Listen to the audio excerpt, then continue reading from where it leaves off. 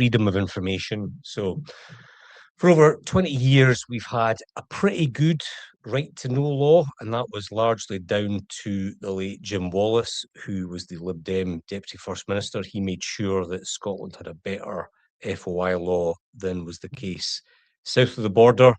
But I think I can say this without fear of contradiction. The SNP government's record on FOI has been bloody awful. I've been covering politics for a long time. I remember Alex Salmond's attitude to FOI. It was dreadful. He tried to neuter the powers of the FOI commissioner and tried to undermine the law in all sorts of ways. Nicola Sturgeon wasn't particularly impressive either when it came to FOI. What happened on Tuesday was that a Labour MSP called Katie Clark had an FOI bill basically trying to strengthen, toughen up the law. She had a number of very sound proposals. I'll just go through them. Extending FOI coverage to all bodies delivering public services, strengthening the powers of the Information Commissioner, scrapping the First Minister's veto over FOI. The Scottish Government opposed this. There was a bit of a fudge, a bit of a compromise. And in the final analysis, the Katie Clark legislation has been kicked into the long grass. So it's not going to become law.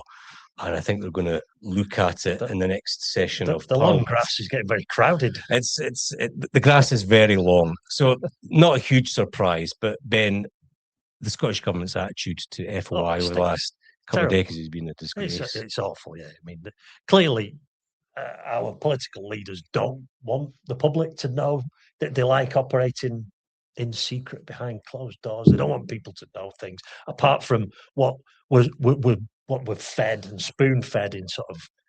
It's been checked by all different departments and all manner of spin doctors until it's sort of ready for public consumption.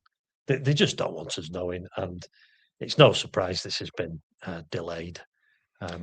That's all. I think people just associate FOI with journalists, but it has helped ordinary members of the public uncover all sorts of things that would not have otherwise been released. And I think, although Tuesday was a disappointment for campaigners of transparency and openness, I think what it does show is that if there was any attempt by the SNP to try and rein in FOI, there would be a huge public backlash and a huge media campaign to thwart that. So the law as it stands seems safe. And I think the Scottish Government will be pushed in the next term, whether it's Labour or SNP, to strengthen it even more.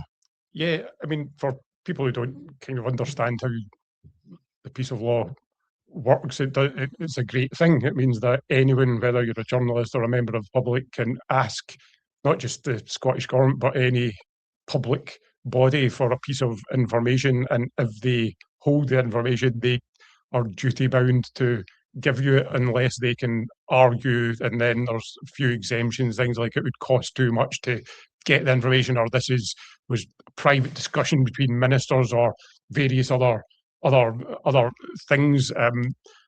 There is no doubt that this is a huge thorn in the side of Scottish Government and other bodies, and that they will, where possible, try not to give out information that they think might be damaging or embarrassing to them. The sort of way it works, that as it's been described to me, is that, you know, the civil servants will generally receive the request for information, and, you know, they don't particularly have a dog in the fight. They'll go get all the information required, collate it, prepare it to be released to the journalist. Before it's released to the journalist, John Swinney or whoever First Minister's special advisor team gets sight of it, and they bring out a big red pen and start putting a line through anything that's potentially embarrassing or whatever, and think up an excuse not to, you know, why that would be, whether that would, we can say that would cost too much, or we can say that was a private discussion or whatever.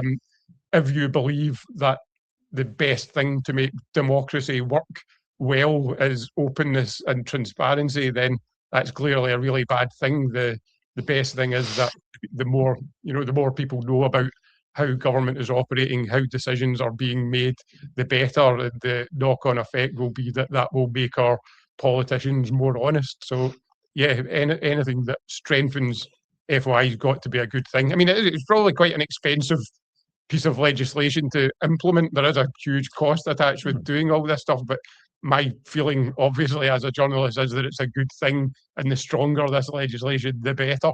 I think I might be wrong. I think FY came into force in 2005 when it was a Labour Lib Dem executive, and obviously it was like a new toy, and I went hog wild, and I just absolutely blitzed the Scottish I government. remember in the press corridor at Holyrood, there used to be a league table of who submitted the most FOIs, and you were often at the but what I remember was, I think within 6 months of the law coming into force, the Scottish government proactively, or I think they got a Tory backbencher to put in an FOI request to the Scottish government about the journalists who'd put in the most requests, and it was an attempt to kind of shame us into just calming down a bit, but actually emboldened us to put in even more. I think an important point to remember about this is that it wasn't as if, so this, it was this great new toy, but it did kind of coincide with the rise of spin and this huge expansion of the number of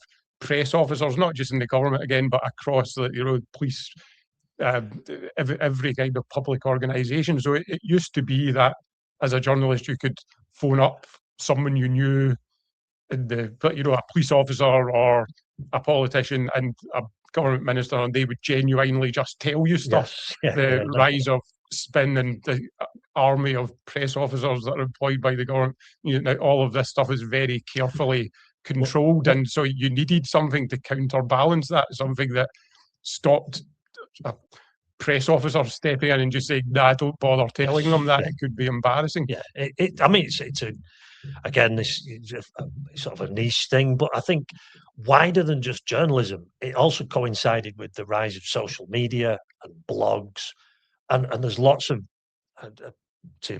for want of a better term, citizen journalists who've used FOI because they're not getting the contacts, they're not able to ring up and say, "Can I speak to this minister?" But they're able to put in FOIs. I mean, look at Benjamin Harrop, the guy who's been brilliant at holding the Scottish government to account over the salmon inquiry. A member of the public. Before I don't want to give the impression that this is simply an SNP problem. Labour and government were absolutely dreadful when it came to FOI as well.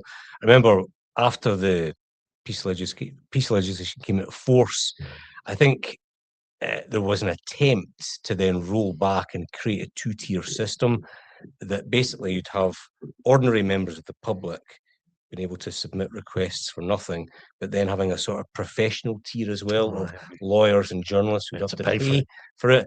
That was kiboshed. And then, of course, Tony Blair famously in his memoir said it was his biggest regret. I've just got the quote. He said, "You idiot, you naive, foolish, irresponsible nincompoop. There is really no description of stupidity, no matter how vivid, that is adequate. I quake at the imbecility of it." So that Tony Blair thinks that was his biggest mistake rather than Iraq. What, bringing in FOI? Yeah. Grief. Was it not an American law first? Was it not a Clinton era sort of thing? I think America had it in the wake of Watergate. We gradually caught up. But it's a very popular law. It does provide transparency, and no wonder governments, whether they're at Westminster or Holyrood, hate it. I still think the US leads, many problems, but it certainly leads the way when it comes to look at the Epstein files.